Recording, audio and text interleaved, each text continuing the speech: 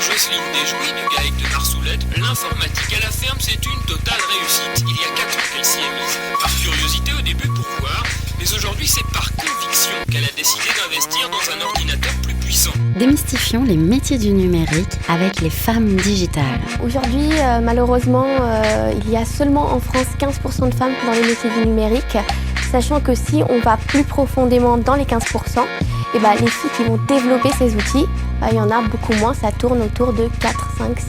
À plein d'endroits. C'est un message qui malheureusement est passé dans l'éducation des jeunes femmes et des femmes. Dire attends, t'es une femme, reste à ta place. C'est quoi la place d'une femme ? Programme proposé par Digital 113 et Campus FM et animé par Magali Germont, déléguée régionale Occitanie des femmes du numérique.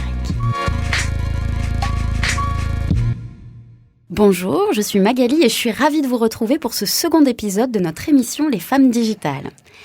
Elle a plusieurs cordes à son arc et cet arc s'appelle intelligence artificielle. Aujourd'hui, nous recevons Alexia Odevar.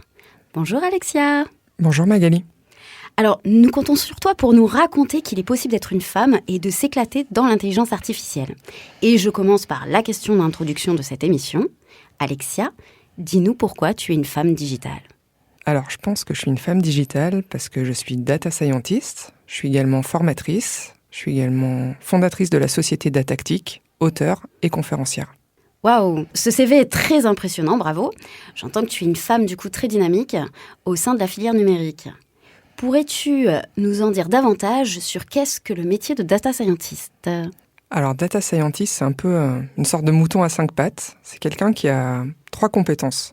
La première, c'est une compétence à la fois informatique. Donc, il va être capable d'aller collecter de la donnée, de la stocker, de la préparer, de la traiter. Quelqu'un qui va avoir également des compétences en mathématiques et statistiques pour aller retrouver des patterns, des motifs dans les données et puis faire du prédictif. Et c'est aussi quelqu'un qui va avoir des compétences en conseil, en communication, qui va être capable d'aller discuter avec des gens du métier pour voir comment on peut valoriser leurs données et faire émerger de nouveaux produits, de nouveaux cas d'usage. Ok, alors j'ai entendu plusieurs mots. On a parlé de mathématiques, de statistiques, d'informatique, du mot data. C'est assez impressionnant. C'est un peu ce qui fait peur aujourd'hui autour des métiers de la data et du métier de data scientist. C'est qu'on ne sait plus quelle doit être la formation, le cursus scolaire, comment arriver à ces métiers, quels sont réellement ces métiers. On entend d'ailleurs plusieurs définitions. Donc toi, tu l'as très très bien défini. On se rend compte que du coup, il doit y avoir plusieurs compétences pour pouvoir être data scientist. Mais derrière chaque carrière, il y a bien une histoire. Et on se demande toujours comment travailler dans la data. Est-ce que forcément, on doit être fort en informatique ou pas ? Est-ce que c'est une vocation du plus jeune âge ? Alors toi, Alexia, ton histoire, c'est quoi ? Alors moi, depuis toute petite, je rêvais d'enseigner. Je rêvais d'être professeur des écoles. Donc jusqu'au collège, je rêvais vraiment d'être professeur des écoles. Et puis arrivé au collège, on a eu des cours de technologie et là je me suis dit mais pourquoi pas faire professeur d'informatique, mais ça n'existait pas encore. D'ailleurs ça existe que depuis très très récemment. Et je continuais sur une voie scientifique, donc j'ai fait un bac S, option mathématiques, en me disant je serai prof des écoles ou professeur de mathématiques. Et puis au lycée en fait j'étais vraiment fan de basket, je jouais tout le temps au basket. Donc là je me suis dit pourquoi tu ferais pas STAPS, ça serait cool. Donc je m'orientais sur ça et puis en terminale je me suis blessé au genou, une blessure qui a eu du mal, j'ai eu du mal à récupérer tout ça. Donc STAPS c'était peut-être pas très le bon moment en fait pour faire ça. Donc je suis parti plutôt en DUG, maths informatique, bien motivé à devenir prof de maths. Il y avait de l'informatique mais c'était plus les maths qui me branchaient. Et puis arrivé au dernier semestre de DUG, là on avait des notes qui étaient pas terribles dans la promo et les miennes n'étaient pas terribles. Et puis j'ai eu la chance de rencontrer un thésard qui a pris le temps de nous expliquer ce qu'on pouvait faire en informatique, parce que on n'avait pas beaucoup de cours appliqués. Et là, du coup, je suis parti en licence informatique, maîtrise informatique, master informatique. Et puis en me disant, de toute façon, si je veux enseigner, je pourrais toujours enseigner. Et donc j'ai commencé à travailler. J'ai fait 10 ans de développement Java J2E au sein de différentes sociétés. Après, j'ai fait de l'architecture logicielle, un petit peu de conseil, et puis je suis rentré dans le monde du big data. Et là, en fait, je me suis éclaté, j'ai commencé à faire de la data visualisation, du machine learning, du deep learning, et puis ça m'a amené à créer ma société en 2017, Et depuis, j'accompagne mes clients dans la valorisation des données. Et puis, je peux faire plein d'activités. Donc, 60% de mon activité, c'est faire du conseil, du développement, de l'expertise. 30%, c'est de la formation auprès de professionnels ou d'étudiants. Et puis, les 10 autres pourcents, c'est pour faire des conférences, écrire des livres, des articles, etc. Ok, c'est passionnant. Alors, justement, raconte-nous un petit peu ta première conférence. Alors, ma première conférence, déjà, je n'étais pas du tout préparée à faire une première conférence. J'ai rencontré une personne au salon du Big Data. Au salon du Big Data, une personne qui organisait des meet-up sur Nantes. Moi, j'ai organisé des meet-up sur Toulouse. Puis elle m'a dit, ça serait bien que tu viennes parler chez nous. Alors, je fais, ok. Et donc, ma première conférence, il y avait 100 personnes, on était filmés. C'est la conférence, je crois, qui à ce jour a le plus de vues sur YouTube, de celle que j'ai donnée. Donc j'avais vraiment peur. et puis ça m'a lancé en fait. J'ai fait 3 ans de conférences chez eux. Tous les ans j'y allais. Et puis ça m'a amené jusqu'à faire un TEDx en 2020. Et donc en introduction, tu nous disais aussi que tu étais auteur. Alors donc tu écris des livres. Explique-nous un petit peu, mais comment on arrive à écrire des livres sur l'intelligence artificielle ? Alors moi dans ma vie, j'ai jamais trop rien calculé. Et alors l'écriture du livre, c'est assez rigolo. J'ai reçu un message un jour sur LinkedIn d'une dame qui voulait écrire un livre sur l'entreprise disruptée, qui est paru chez Duno. Et elle me demandait si j'acceptais de faire 2 pages de paroles d'experts sur le sujet IA et RH. Et donc, je me suis collée à l'exercice. Et puis elle me dit, mais vous devriez écrire un livre. Vous avez toutes les capacités pour. Je fais, non, moi, j'écris pas de livre. Et puis, un peu plus tard, lors d'une soirée chez un ami, j'ai rencontré une personne qui est devenue ma future co-auteure.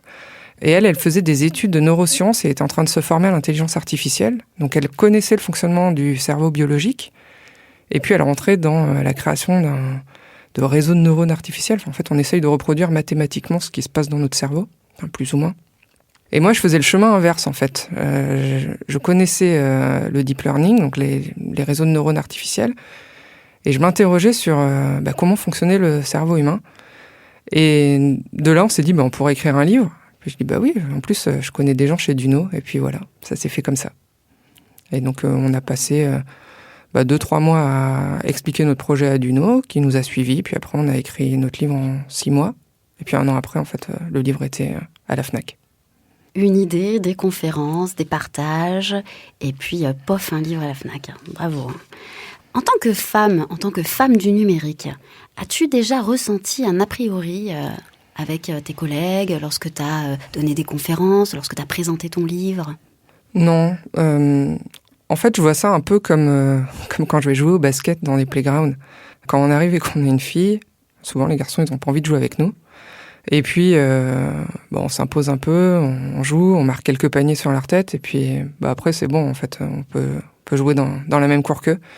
En informatique ou en intelligence artificielle, c'est un peu le même truc. Il y a souvent une petite crainte, enfin, il peut y avoir, pas tout le temps, mais dès qu'on prouve qu'on a les capacités, il n'y a aucun souci. Alors, tu disais aussi que tu donnais des cours et tu faisais des interventions auprès d'étudiants. C'est quoi la question classique posée par les étudiants lors de tes interventions ?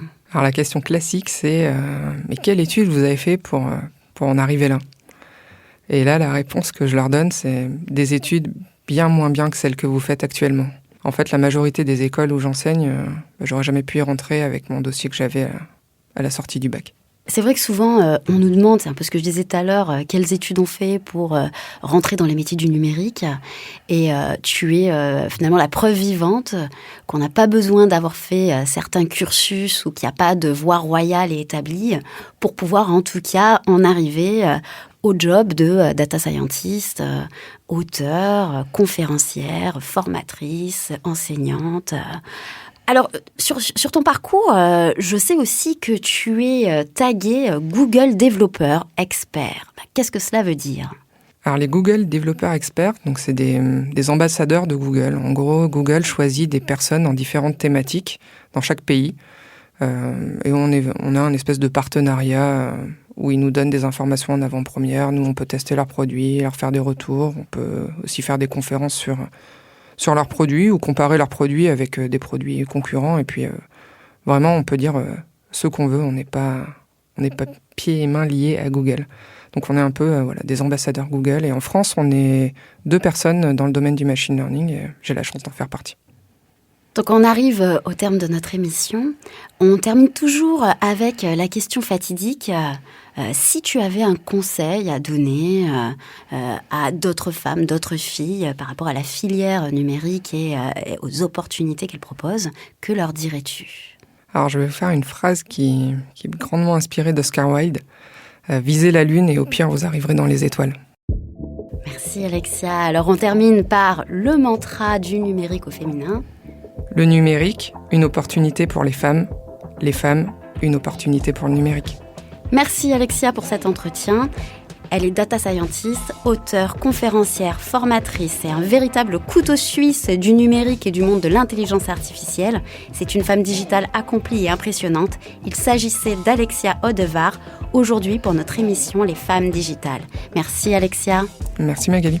Et moi, je vous dis à bientôt pour un nouveau portrait et je vous souhaite une belle journée.